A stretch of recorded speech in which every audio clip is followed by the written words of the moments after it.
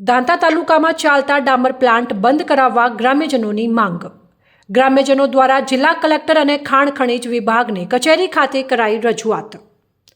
દાંતા તાલુકામાં ડામર પ્લાન્ટો આવેલા છે અને આ ડામર પ્લાન્ટના કારણે માનવ, પશુ તેમજ ખેતીને નુકસાન થઈ રહ્યું છે, જેને લઈને અગાઉ કલેક્ટર કચેરી, ખાણ ખનીજ વિભાગ, આરોગ્ય તેમજ પ્રદૂષણ નિયંત્રણ બોર્ડમાં પણ રજૂઆત કરવામાં આવી હતી, જેથી થોડાક સમય પૂરતા આ ડામર પ્લાન્ટો બંધ થઈ ગયા હતા. પરંતુ ફરીથી આ પ્લાન્ટો ચાલુ થઈ જતા દાંતા તાલુકાના જસવંતગઢ, ભેમાળ અને વજાસણના ગ્રામ્યજનો દ્વારા આ મુદ્દાને લઈને જિલ્લા કલેક્ટર તેમજ ભૂસ્તર વિભાગને રજૂઆત કરવામાં આવી હતી.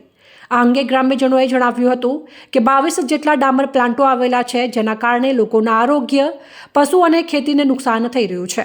તંત્રને રજૂઆત કરવામાં આવતા ઝડપથી આ પ્રશ્નનો ઉકેલ લાવવા ખાતરી આપી હતી. અમે ભેમાળ ગામના વતની છે, દાઉદભાઈ રહીમભાઈ અગલોડિયા. અમે એ માટે આવ્યા હતા, પાલનપુર કલેક્ટર સાહેબની મુલાકાત માટે આવ્યા હતા. પાલનપુર કલેક્ટર સાહેબને અમે આયોજન પત્રક આપ્યું છે, ખાણ ખનીજમાં બી આયોજન પત્રક આપ્યું છે અને અમારા ગામના અંદર જે ડોમર પ્લાન્ટ 22 જેવા ડોમર પ્લાન્ટ છે એ બહુ ખતરનાક ઝેરી પ્રદૂષણ ફેલાવે છે.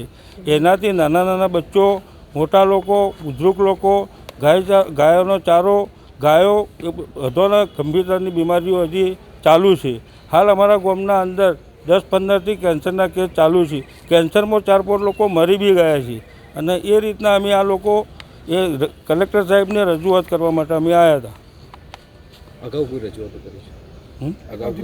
અગાઉ બી રજૂઆતો અમે કરેલી છે. હજાર માણસોની રેલીઓ બી નીકાળી છે, મિટિંગો કરી છે, ગાંધી માર્ગે અમે રેલી બી નીકાળી છે.